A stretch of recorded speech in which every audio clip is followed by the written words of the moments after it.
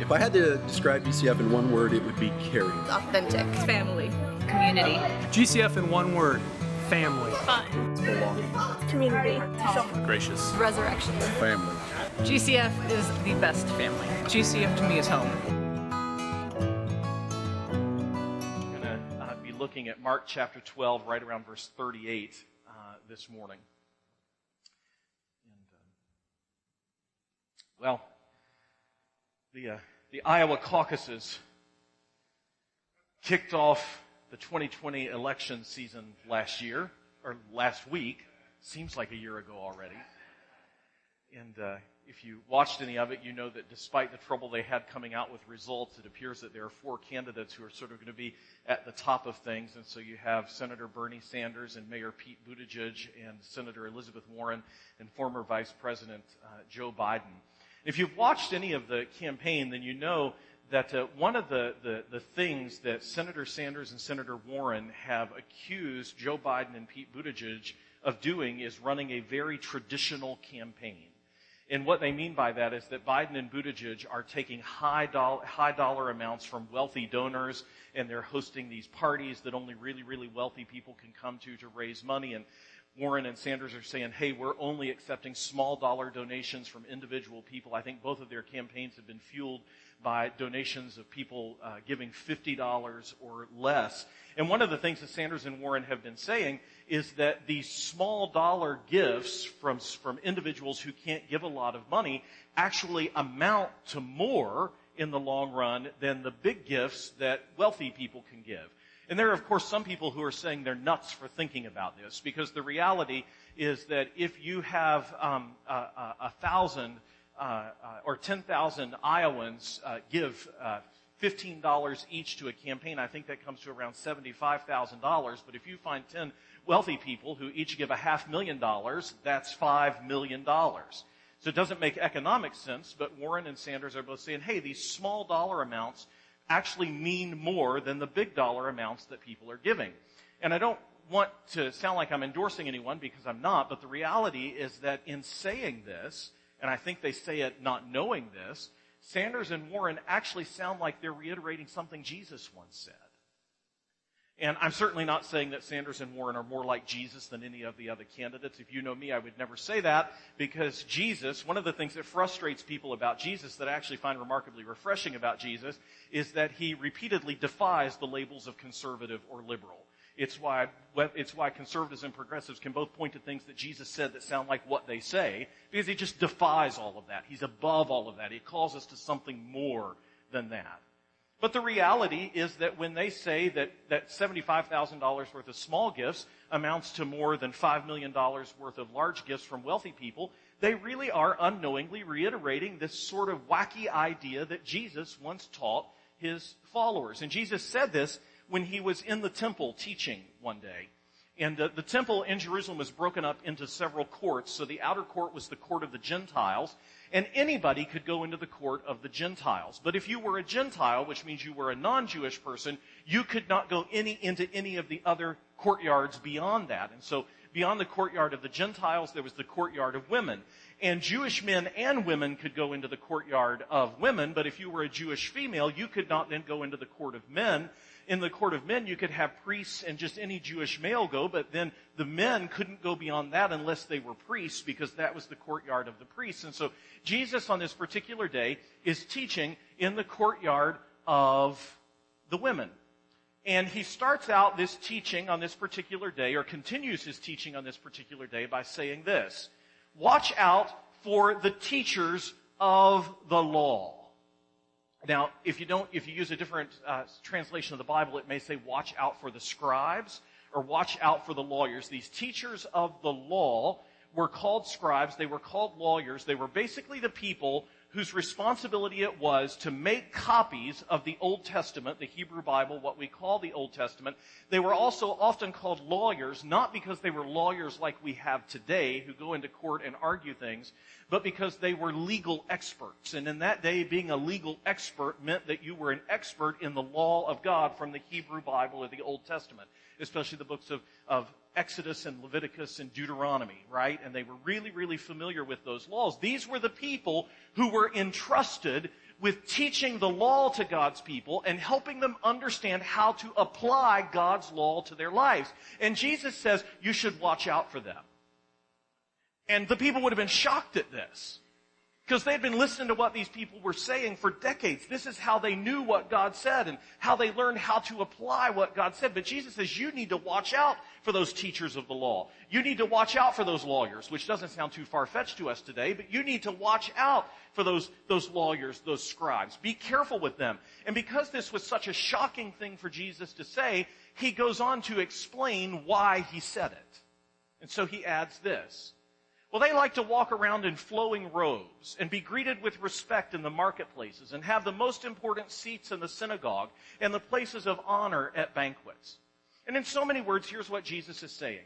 These teachers of the law have been given a responsibility by God. And the responsibility they have been given is to be a servant to the people of God. They are like shepherds of God's people. But instead of being primarily concerned with shepherding God's people and teaching them the law and showing them how to apply the law, they have become more interested in using the law to gain status and wealth for themselves.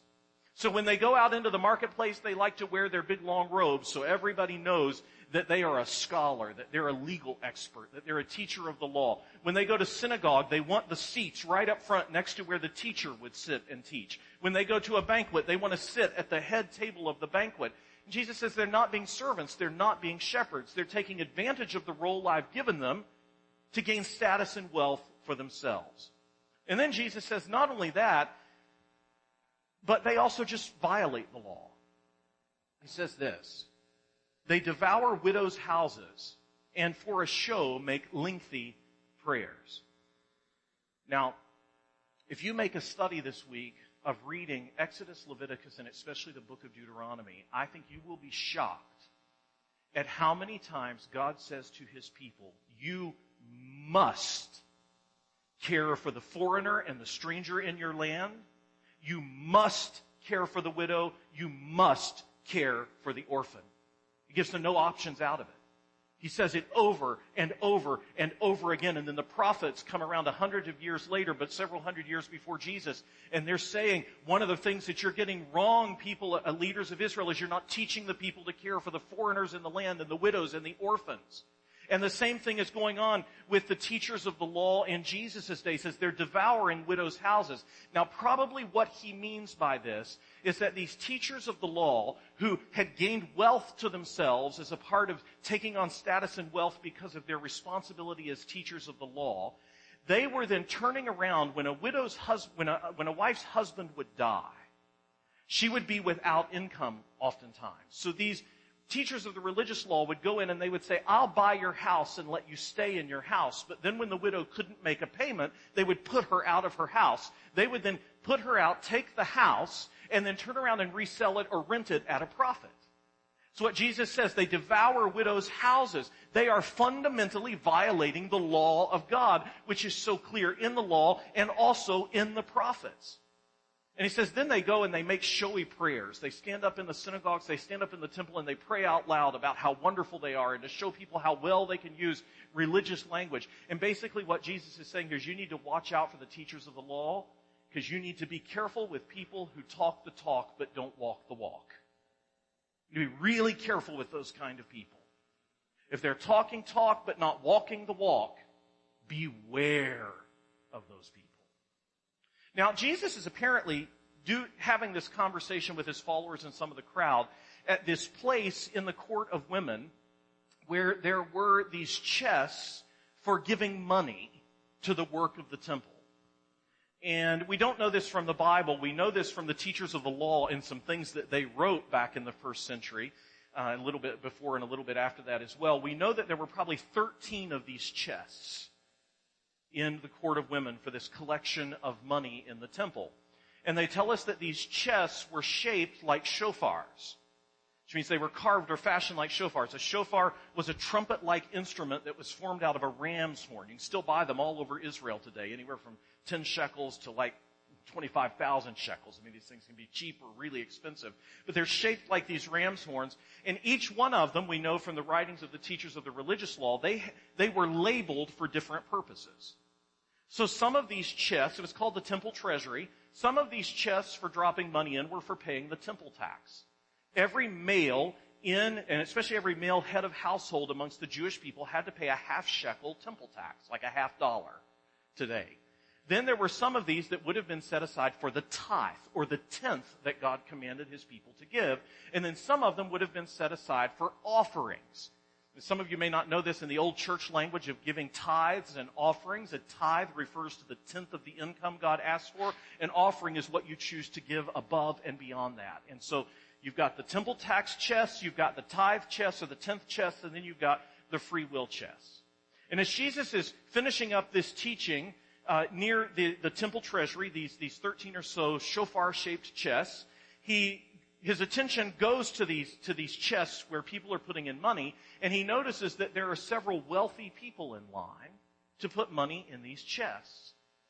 And Mark, who tells us this story, says that when the people went up to the chest, these rich people each go by the chest, and they throw their money in. Now, why do they throw their money in?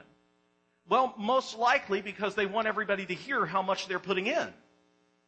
Because if you've got a bag full of denarii, which would have been the primary income of the day, and you could pay your tithes and offerings in denarii, you had to pay your temple tax in shekel, which is the Jewish form of money, but the denarii was the Greek Roman form of money. You could pay your tithes and offerings in that. So if you go up to pay your tithe and you reach into your sack and you pull out a handful of denarii and you toss it into one of these chests, it's going to make an amazing amount of noise on top of all the other money. Or if you take your bag and you just thud your bag in there, it's going to thud in such a way so that everybody knows you put in a pretty sizable amount of money.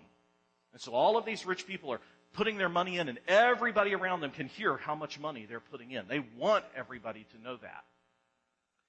And in the midst of this handful of wealthy people who are in line, there is this poor widow woman.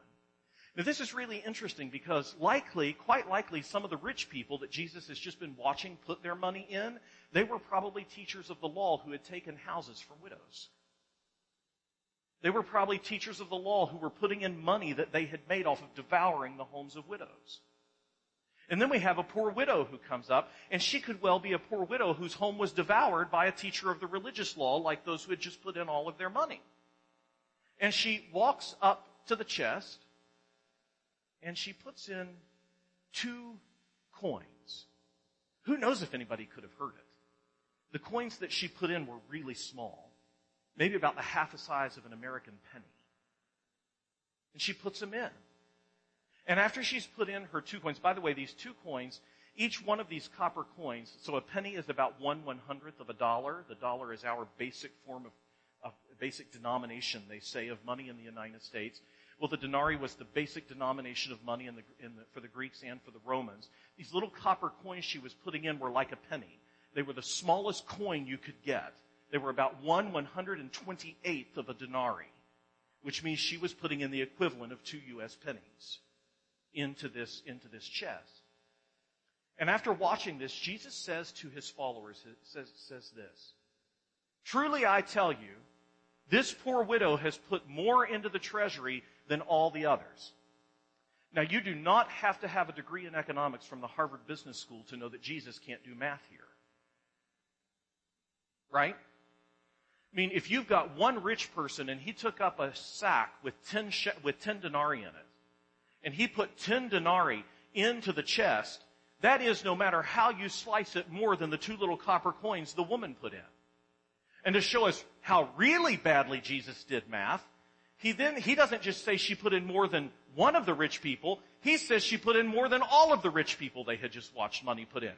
So Jesus is literally saying, if you had 10 rich people and each one of them put in 10 denarii for a total of 100 denarii, and this woman came up and she put in 2 copper coins, 2 pennies, and compared to basically $100, Jesus is saying she still put in more than all of the other rich people combined. This does not make economic sense. It is like saying $75,000 in donations matters more than $5 million worth of donations. Jesus has got to explain how he's figuring economics here, because this does not make any sense at all. And so Jesus explains himself. They gave out of their wealth, but she out of her poverty put in everything, all she had to live on. This woman was in quite a conundrum when she went up to the temple treasury. If she had wanted to pay the tax, she couldn't have. To pay the tax, she had to have a half shekel. She had 2 little Roman coins. She did not have enough to pay the temple tax. She couldn't pay a tithe. She had 2 of these little copper coins. She couldn't divide them down to come up with a tenth of what she had. She faced 3 choices, really. She could give nothing, she could give half, or she could give it all to the free will offering. To the free will offering chest. And I wonder if she didn't think to herself, I can't give the temple tax. I can't pay a tenth because what I've got is too small to even be broken down into a tenth. But I so desperately want to show God how much I love him and how devoted I am to him, I will just give it all. Because my all is so little. But it's all I have. And she puts in all that she has. Now, by comparison, all of those rich people going through, they were probably paying their tenth. They were giving 10% of what they had and counting themselves proud that they were giving a tenth. But the reality is they still had 90% at home to live on and spend at their leisure. 90% for them was a lot. And here's this woman, she doesn't just give 10%, she gives 100% of everything that she has. And Jesus says when you think about it that way, the economics work out, don't they? She gave more. And Jesus' disciples hear Jesus say this, and it's got to be a little crushing to them. Because Jesus has just told them, and I think this is really tough, Jesus has just told them the tenth is not an adequate measure of a person's devotion to God. The tenth is the minimum standard for devotion to God. And guys, I know this is tough, and nobody likes to hear us pastors talk about this, and this pastor hates to talk about it. But Jesus asked his disciples for more. And he asked his disciples for more because he wanted all that they were. And Jesus will ask for more of you until he has all of you. And he will do it relentlessly. Jesus will ask for more of you until he has all of you. A few years ago, we did a message series called First and 10.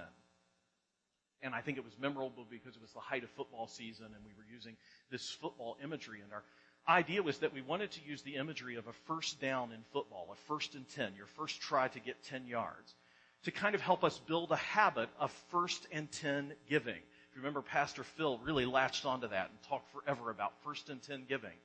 Because one of the things that we see in the Hebrew Bible, the Old Testament, one of the things that we see over and over and over again, that God sets a minimum standard of giving for his people. And the minimum standard of giving is 10% of income. And he says you should give that 10% of income first.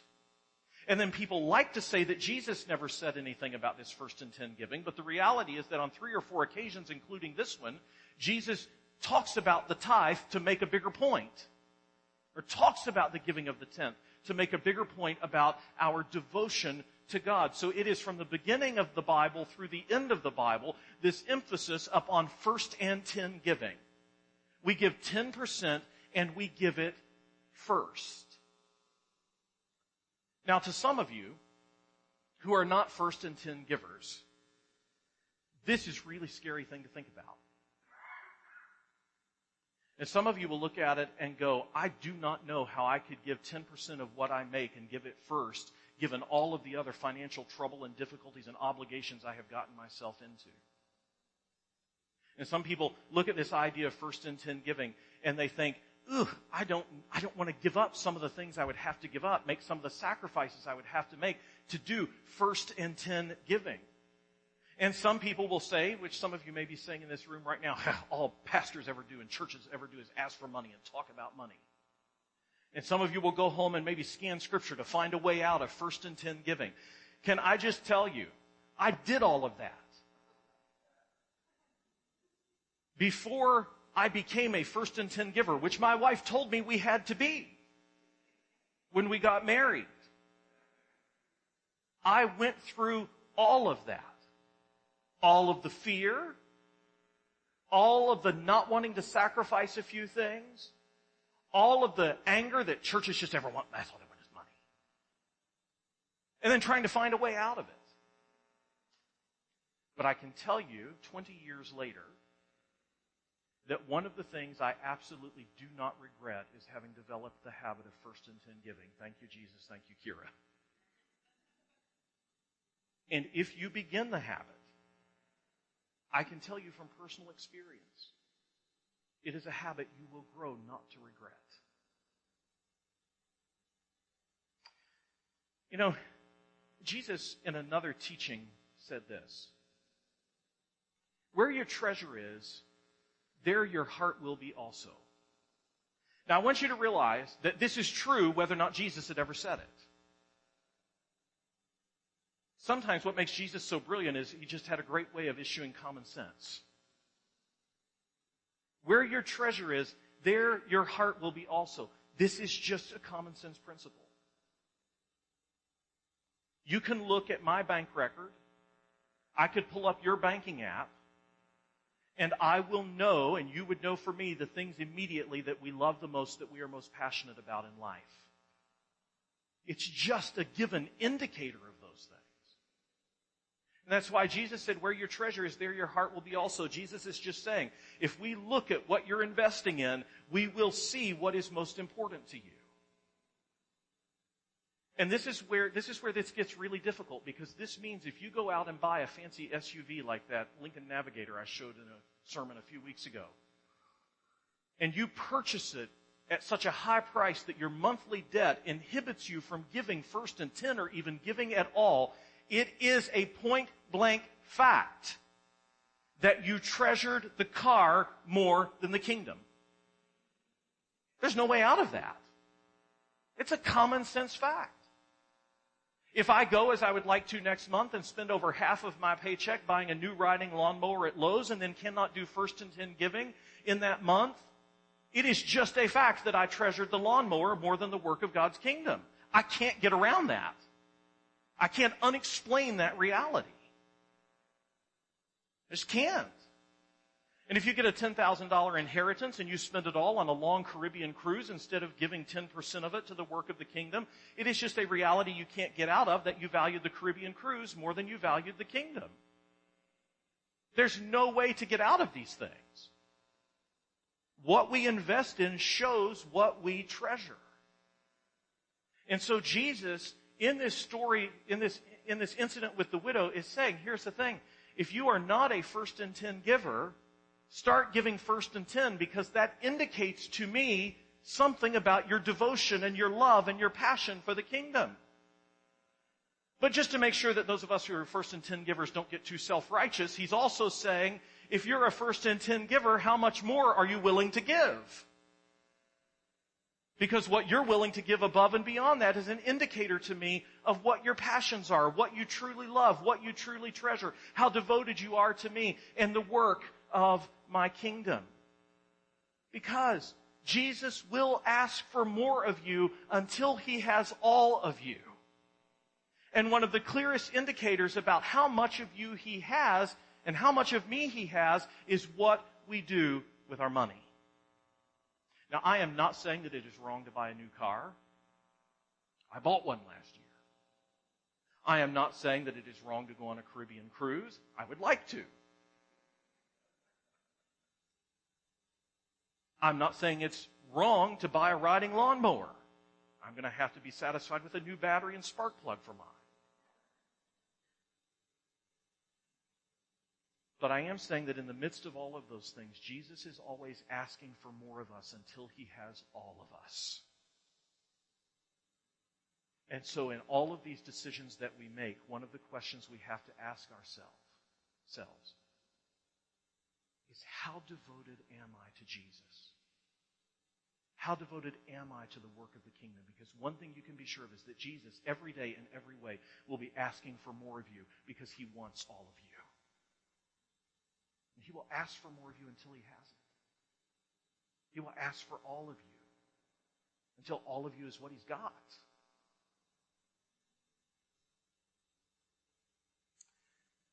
In our baptism class here at GCF, we talk about a little book.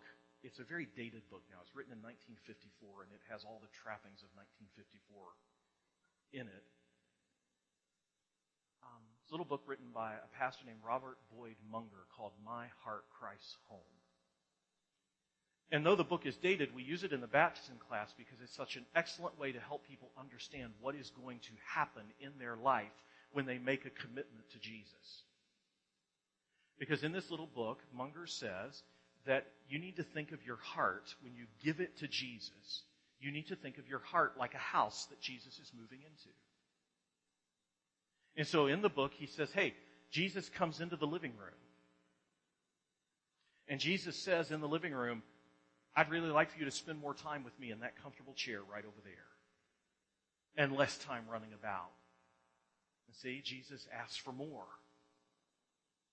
He says Jesus will go into your study if you have one, which for him was the place where he kept all of his books and magazines. So when Jesus comes into the study, he will say, will you get rid of those books and magazines and replace them with ones that are good and pure and beneficial to your life? So he's asking for more. So when Jesus goes into your family room, he's going to ask you to make your family bigger, invite more people from various types of backgrounds into your family room. So he's asking for more. This Jesus went into his bedroom, and in his bedroom, Jesus said, I want you to be more for your wife and less for your temptations. See, Jesus asking for more. And then he says in what's truly a 1950s illustration, Jesus went into the kitchen with him and told him he needed to spend more time in the kitchen, not leaving his wife with everything to do. See? Because Jesus is asking for more. And then he says Jesus came to this hall closet. This tucked away hall closet. And the closet, Munger says, was filled with his deepest shames, his darkest secrets. And Jesus points out that there is a smell of decay coming from the closet that is filling the whole house. And Jesus demands the key to the locked closet. And Munger says, no. And Jesus calmly says, then I cannot stay. And fearing that Jesus will not stay, he gives Jesus the key. And Jesus opens the closet and clears it of the shame and the secrets. And he says, so that a pleasant breeze flows from the closet through the whole of the house. And then in his last little section, which Munger titles, gives the title to Transfer of the Title, is after this closet cleaning, he says to Jesus, Lord, you have been my guest, and I have been trying to play the host. From now on, you are going to be the owner and master of the house. I'm going to be the servant. And he runs to the strong box that he's got in the bedroom, and he takes out the title to the house, the deed to the property, and he runs back to Jesus, and he falls down on his knees, and he says to Jesus, here it is. All that I am and have forever. And it's such a beautiful illustration of this simple truth. Jesus will ask for more of you until he has all of you.